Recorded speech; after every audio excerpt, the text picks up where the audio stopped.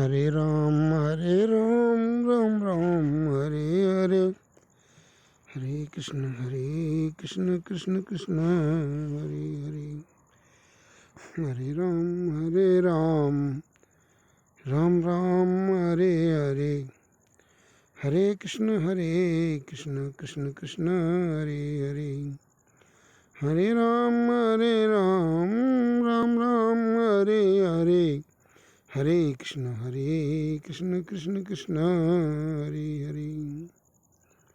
प्यारे भाइयों बहनों, आज भगवान की कृपा से फिर मेरे मन में इच्छा हुई है कि मैं पुनः कुछ भगवत संबंधी, भगवान को पाने के लिए एक सरल मार्ग के हिसाब से मैं आपसे बात करूं। देखो, आज मैं एक ऐसे साधक की बात आपसे बताऊंगा जो पहले एक अलग मार्ग यानी ज्ञान मार्ग और योग मार्ग के माध्यम से आगे बढ़ा। यानी योग करके वो ज्ञान प्राप्त करना चाहता था, लेकिन उनके गुरु जो बातें तो लंबी चौड़ी करते थे, लेकिन जब लास्ट में उसको जब आवश्यकता गुरु की हुई तो उन्होंने उनसे कह दिया कि भाई आपकी साधना पूरी हो गई और आप गुरु हो गए, आप भोले बाबा जैसे हो गए, सदाशिव हो गए। लेकिन हकीकत में वह साधक बीमार था, और जब बार बार अपने गुरु जी से मिला तो गुरु जानते कुछ थे नहीं, तो उसे फटकार दिया कि चल ज़्यादा खोपड़ी मत चाट, नहीं मेरा खून मत पी, नहीं तो पागल हो जाएगा। तो वो इतना हो गया कि क्या करे क्या ना करे, तो एक तरह से वो नास्तिकता में चला गया। उसकी भावना ऐसी हो गई कि भगवान है ही नहीं। फिर भी उसको भगवान की प्रेरणा से अंदर में ये आया कि भाई आप हनुमान जी को अपना दुख कहें, और वो इस तरह से मंगलवार का व्रत रहने लगा।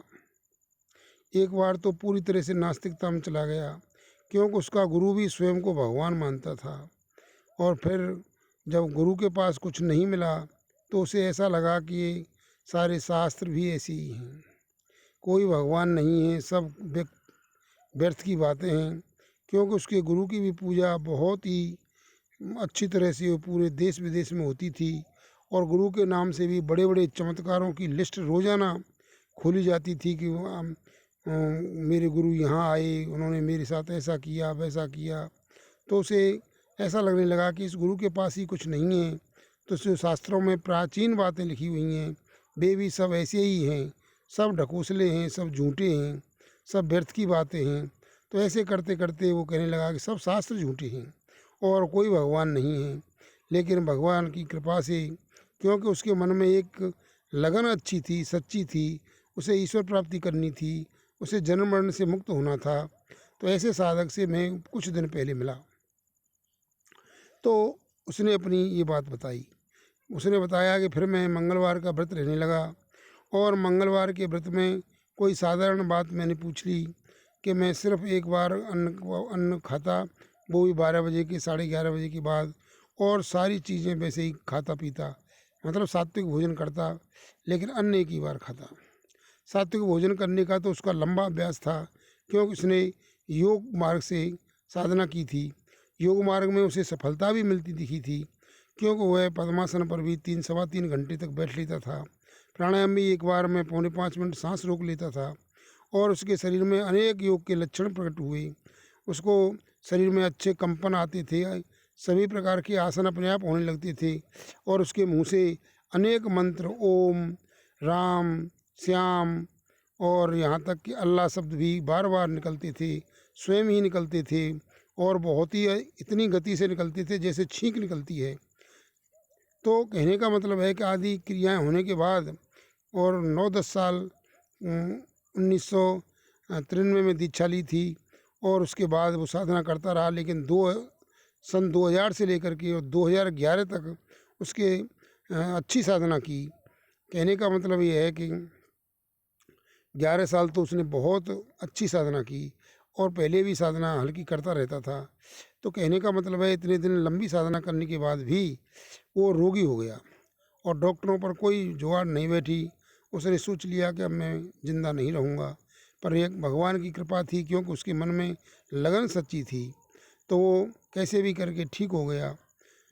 तो उसने फिर मंगलवार का व्रत शुरू किया और मंगलवार के व्रत में फिर वो 3-4 चौपाइयाँ दोहा, जय जय जय हनुमान गोसाई कृपा करो गुरुदेव की नाई, महावीर विक्रम बजरंगी कुमति निवार सुमति के संगी, और श्री गुरुचरण सरोज रज निज मन मुकुर सुधार, वर्णव रघुवर विमल जल, जोदायक फलचार, बुद्धिहीन तन जानकी सुमिरौं पवन कुमार, बलबुद्धि विद्या देहु मोहि हरौ कलेश विकार।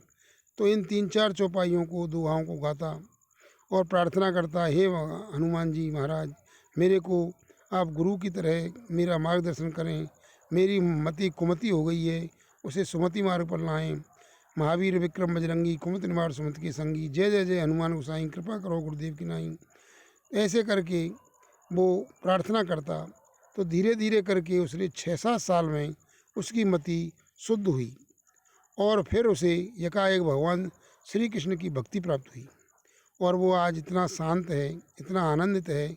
उसे ऐसा लगता है कि मेरे जीवन में जो भी घटना घटी थी वो अच्छी थी। योग का बिगड़ना भी अच्छा था, योग करना भी अच्छा था, क्योंकि उसकी जो रजोगुणी प्रवृत्ति थी, जो कर्म करने की इच्छा थी, वो उसकी शांत हो गई। उसको ऐसा लग गया कि भाई कुछ नहीं होना है।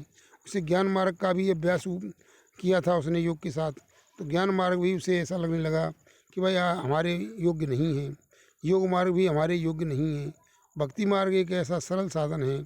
तो कहने का मतलब है कि वो यही कहता है, हे मेरे प्यारे साथियों, कि कैसे भी करके आप इन गुरुओं के चक्कर में, जो आजकल गुरु दिखाई दे रहे हैं, इनके चक्कर में ना पड़ें। और सीधे ही, मैं ये नहीं कह रहा, वो कहता है कि मैं ऐसा नहीं कहता कि सभी गुरु खराब हैं, लेकिन ज़्यादातर जो चमक रहे हैं, जो टीवियों पर आ रहे हैं, उनमें से ज़्यादातर खराब हैं और वो सिर्फ मान मान पाने के इच्छुक हैं, पैसे इकट्ठा करने के इच्छुक हैं। कोई गौ सेवा के नाम से, कोई अनाथों के नाम से, कोई महिलाओं वृद्धाश्रम के नाम से, कोई किसी के भी नाम से पैसे इकट्ठे कर रहे हैं और आनंद ले रहे हैं। कोई अच्छे भी हो सकते हैं, लेकिन उन किस किस को आप ढूंढते रहोगे, आपका जीवन खराब हो जाएगा। और वे डरा दे देते भी हैं कि अगर गुरु को छोड़ा तो आपका सत्यानाश हो जाएगा। लेकिन गुरु गीता में ऐसा नहीं है। गुरु गीता में कहा है कि अगर आपको झूठा कपटा या स्त्री लंपट गुरु दिखाई देता है तो उसे दूर से ही त्याग दो। तो कहने का मतलब ये है कि उसने ये पॉइंट बताए हैं कि आप हनुमान जी को गुरु बनाएं और उनसे प्रार्थना करें, मंगलवार का व्रत रहें और उनसे यही प्रार्थना करते रहें, हे भगवान, मुझे कैसे भी इस जन्म मरण से मुक्त करो, मेरी मति को जो कुमति है उसे सुमति में बदलो, हे भगवान मेरा कल्याण कैसे करो। तो वो हनुमान जी की कृपा से आप वास्तव में ही आपको राम जी या कृष्ण भगवान में भक्ति प्राप्त हो जाएगी। और भक्ति तो ऐसी है, तो वो जन्म मरण से मुक्त अवश्य ही करती है और आनंद भी देती है और वो आपको साकेत लोक गोलोक ले जाएगी। तो इस बात को आप ढंग से सुने, समझें। जो भी क्रिया उसने बताई है वो हनुमान जी का व्रत करना और उसके साथ साथ सात्विक भोजन पर ध्यान देना और भगवान से प्रार्थना करते रहना, हनुमान जी से प्रार्थना करते रहना, हे प्रभु मुझे कैसे भी इस जन्म मरण के बंधन से मुक्त करो। और ये सांसारिक वासनाएं तो आप यूँ त्याग ही दो, क्योंकि भाई हमारे यहाँ कोई है नहीं, रहेगा भी तो कब तक रहेगा। 100 साल पहले हमारा यहाँ कौन था और 100 साल के बाद हमारा यहाँ कौन रहेगा। इसलिए इनसे संबंध इतने ही रखो। वो कहता है कि भाई देखो, भगवान हमारे हमेशा हमारे साथ रहे हैं और हमेशा साथ रहेंगे। भाई वो उसके सिद्धांत ये बने हैं, उसे जो उसको शांति मिली है, तो वो कहता है कि मुझे 4-5 पॉइंटों से भगवान की कृपा से, हनुमान जी की कृपा से मेरी समझ में आया है कि भाई भगवान और दो उसकी प्रकृतियाँ, यानी ईश्वर माया जीव सब अजर अमर और अनादि, 3 सृष्टि के मूल हैं, दूर करो सब व्याधि। ये बातें उन्होंने बताई। तो कहने का मतलब ये है कि भाई 3 तत्व हैं, एक भगवान हैं और एक प्रकृति है यानी माया है उनकी, और अनेकों जीव हैं। तो ये सब जीव ये उन्होंने जब ये सृष्टि रची थी तो इन जीवों को उन्होंने काम दिया था, लेकिन कुछ कानून भी बनाए थे। जैसे किसी देश को चलाने के लिए, किसी खेल को खेलने के लिए कानून बनाए जाते हैं, लेकिन कानूनों को अगर कोई खिलाड़ी तोड़ देता है तो उसको खेल से आउट कर दिया जाता है। और इसी तरह से मैं बार बार बता रहा है वो साथी कि भाई अगर जो कानून भगवान ने बनाए थे, जो नियम बनाए थे, जो वेदों में प्रचलित हैं, जो उपनिषदों के द्वारा बताए गए हैं, तो उसके आगे जा कर के रामायण भागवत में भी और रामचरितमानस में भी बताए गए हैं। और कानूनों को तोड़ने के कारण हम जो पहले स्वतंत्र थे, मुक्त थे, आनंद अवस्था में थे, भगवान के साथ रहते थे, भगवान के लोक में रहते थे, वहाँ पर आनंदित रहते थे, लेकिन भगवान ने जब खेल रचा तो हमें ये कानून बना करके कहा कि ऐसा करो, आनंद लो। लेकिन हमने उन कानूनों को तोड़ दिया, तो कानूनों को तोड़ने के बाद हम जन्म मरण के चक्कर में पड़ गए। तो भगवान कह रहे हैं कि भाई जन्म मरण के से मुक्त हो जाओ। इसलिए भगवान ने हमें मनुष्य का शरीर दिया है, और अन्य शरीर जो एक तरह से जेल हैं। बार बार मैं ये कह रहा हूँ कि भाई जैसे उस साधक ने बताया कि भाई जैसे कोई व्यक्ति कानून का पालन करने वाला ही आईएएस आईपीएस अधिकारी हो, प्रधानमंत्री हो, मुख्यमंत्री हो, राष्ट्रपति हो, वो भी संविधान के अगर खिलाफ चलता है तो उसको भी जेल में डाल देते हैं। ऐसे ही हम भगवान के प्यारे मित्र हैं, सखा हैं, पुत्र हैं, उनके दास हैं, उनके सेवक हैं, यानी हम उनके सब चीज़ हैं, वो हमारे सब कुछ हैं, लेकिन वो हमारे बहुत प्रेमी हैं। लेकिन हमने कानून को तोड़ दिया तो हम जन्म मरण के चक्कर में पड़ गए। अब हम जन्म मरण के चक्कर से मुक्त होना चाहते हैं, तो हमें उन कानूनों को दोबारा से प्राप्त करके, सीख करके उन कानूनों पर चलना है, प्रायश्चित करना है कि हे भगवान हम आगे नहीं करूँगा। भगवान की शरण लेकर के माफ़ी मांग करके उन कानून को पालन करें तो आप मुक्त हो जाएंगे। तो भगवान ऐसा कहते हैं। और ये सारी चीज़ें आपकी मति में जब आएंगी, जब आप उस साधक के हिसाब से गुरु जी बनाएंगे हनुमान जी को और उनसे प्रार्थना करेंगे, तो आपको किसी भी इष्ट में, हनुमान जी, राम जी में या कृष्ण जी में या किसी दूसरे इष्ट में आपकी भक्ति दृढ़ कर देंगे, तो आपको ये बातें सब समझ में आ जाएंगी और आप यहाँ जीवन मुक्त होते हुए भगवान के धाम में कुछ रह जाएंगे, जिसके बारे में भगवान श्री कृष्ण ने स्वयं कहा है कि आ ब्रह्म भवनान लोका पुनरावर्ती नु अर्जुन माम पेति तो कौनते पुनर्जन्म न विद्यते। हे अर्जुन, ब्रह्मलोक तक के सारे लोग पुनरावर्ती वाले हैं, यानी कि वहाँ पर लौट करके आना पड़ता है, लेकिन माम पे तो कौनते है पुनर्जन्म न विद्यते, लेकिन मेरे लोक में जा कर के वहाँ से लौटना नहीं होता। वो उसको बारे में बताते हैं कि न तदवासतो सूर्यो न शशांको न पावक है यत गत्वा न निवर्तन्ते तद धाम परमम मम। हे अर्जुन, ऐसा लोक मेरा है, यहाँ ये प्राकृतिक सूर्य नहीं है, वहाँ ये प्राकृतिक सूर्य नहीं है, चंद्र नहीं है, अग्नि नहीं है, वो तो अलग ही लोक है, वहाँ जा कर के लौटना नहीं होता। ऐसे उस लोक को प्राप्त करो। उसे बहुत से संत गोलोक कहते हैं, कृष्ण के उपासक गोलोक कहते हैं। उसी लोक को राम के उपासक साकेत लोक कहते हैं। उसी लोक को शिवलोक क्या शिव जी के उपासक कैलाश शिवलोक कहते हैं, और भगवान नारायण के उपासक उसे ही वैकुंठ कहते हैं।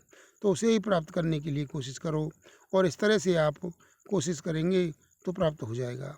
और आपको ये ऐसी मति प्राप्त होगी कि भगवान जो कुछ कर रहे हैं वो अच्छा कर रहे हैं, क्यों भगवान ही हमारे प्रिय हैं। इस बात को मैंने बार बार बताया है, तो इन बातों पर ध्यान दें और अपना कल्याण करें। धन्यवाद। ओम बोलो।